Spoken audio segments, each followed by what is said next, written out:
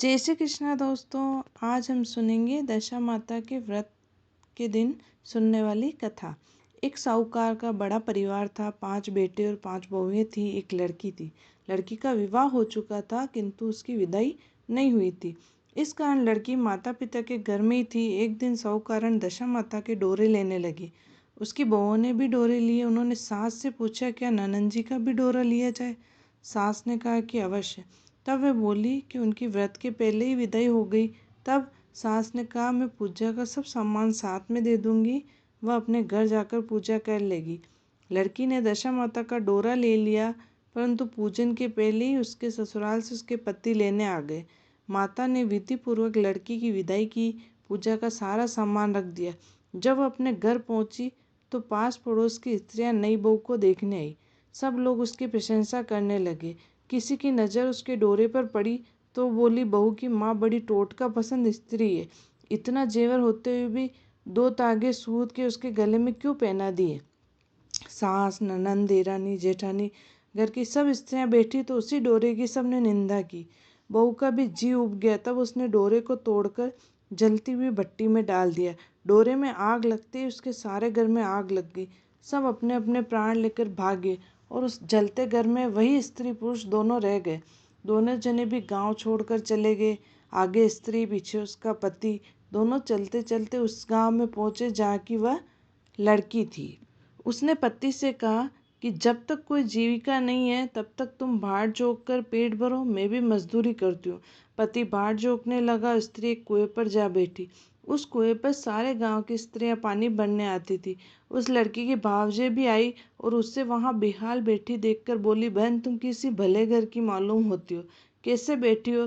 किसी के यहाँ काम करोगी क्या? लड़की बोली, अवश्य, परंतु न तो नीच की टहल करूंगी न खराब खाना खाऊंगी। बड़ी भावज बोली कि हमारे घर में तुम्हारे लिए नीच काम है ही नहीं। जब से हमारी ननंद ससुराल चली गई है तब से हमारे बच्चे हैरान होते हैं। तुम उन्हीं को खिलाती रहना। उसके राजी होने पर स्त्रियां उसको अपने घर ले गई और सास से बोली कि माताजी, कुएं पर एक दुखिया लड़की बैठी है, वह हमारे यहाँ तुम्हारे पोतों को खिलाने पर राजी है। आज्ञा हो तो उसे रख लें। सास ने कहा कि खुशी से रख लो। वे दूसरी बार पानी भरने गई तो उस दुखियारिन को अपने घर ले आई। वह अपनी भावजों के बच्चे खिलाती, खाना बना खाकर निर्वाह करती। फिर से दशा माता के डोरे लेने का समय आया। सास ने कहा कि जब वह घर में रहती है तो उसे भी डोरा लेना चाहिए। तब बहुओं ने कहा कि ननंद जी का डोरा लिया था, आखिर पूजा नहीं हो पाई और उनकी विदाई हो गई। अब ये दुखियारिन को डोरा दिवाती, यदि पूजा होने के पहले यह भी चली गई तब क्या होगा? सास बोली, अब क्या हानि है, यह जहाँ भी रहेगी पूजा कर लेगी। तब दुखिनी ने भी दशा रानी का डोरा ले लिया। 9 दिन तक कथा कहानी होती रही। व्रत पूजन यथाविधि हुआ। 10वें दिन साहूकार की 5 बहुओं और उसकी सास ने सिर से स्नान किया। घर में गोबर से चौका लगाया। चौका पूरा और पूजा की तैयारी करने लगी। तब दुखनी बोली कि भाभी, मुझे फटा पुराना कपड़ा मिल जाए तो मैं भी स्नान कराऊं। तब बहुओं ने सास से पूछा कि हमारे पास ननंद जी की साड़ी रखी है, कहो तो इसे दे दे। सास ने कहा कि दे दो। अपनी पुरानी साड़ी लेकर दुखिनी स्नान करने गई। उसने सिर से स्नान करके साड़ी पहनी और गीले बाल बिखराए हुए घर आई। यहाँ पूजा आरंभ हो गई। जो ही वो पूजा में आकर बैठी, एक बावज ने कहा, साक्षात ननंद की उनार है।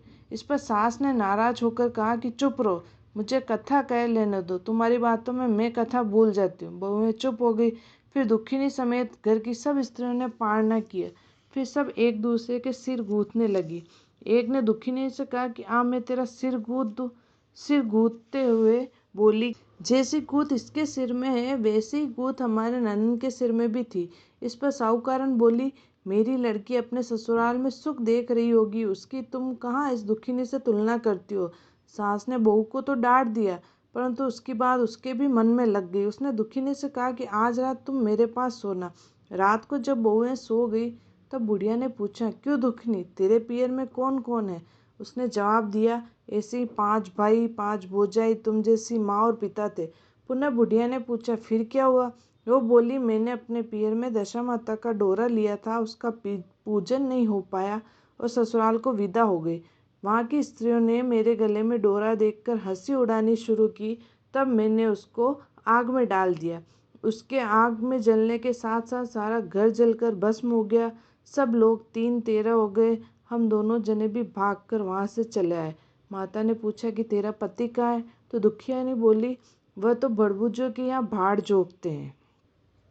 साहूकारन अपनी लड़की को पहचान कर उसे गले से लगकर रोने लगी। उसके रोने का शब्द सुनकर पांचों लड़के उसके पास आए।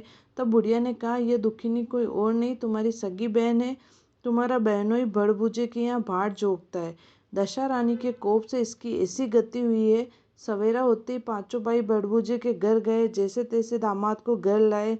उन्होंने उसे स्नान कराया, उत्तम वस्त्र पहनाए। कुछ दिनों बाद उन्होंने दुखिनी को उसके साथ विदा किया। दुखिनी अपनी दशा पर विचार करती हुई जब ससुराल जा रही थी, तब रास्ते में उसे एक नदी मिली, जहाँ कुछ अप्सराएं नहाकर दशा रानी का डोरा ले रही थी। उनके पास एक डोरा अधिक था। उनमें से एक ने डोली के पास जाकर पता लगाया और दुखिनी को वह डोरा जिला दिया। जब दुखिनी घर पहुंची, तब उसकी सास और देरानी जेठानी जब उसकी बाट देख रहे थे, तो दुखिनी ने कहा, तुम लोगों ने पहले दशा रानी के डोरे की निंदा की थी, इसलिए सबका बिछो हुआ और धर का धन धान्य स्वाह हो गया। अब की बार कोई इस डोरे की चर्चा नहीं करना। सबने खुशी से उसकी बात मान ली। 9 दिन कथा कहानियाँ हुई। 10वें दिन विधि पूर्वक डोरे की पूजा हुई। 7 सुहागनें न्योती गई। मेहंदी आदि से उनका श्रृंगार कराकर आंचल भरे गए। इस प्रकार खुशी से दशा रानी का पूजन हुआ। हे दशा रानी, जैसे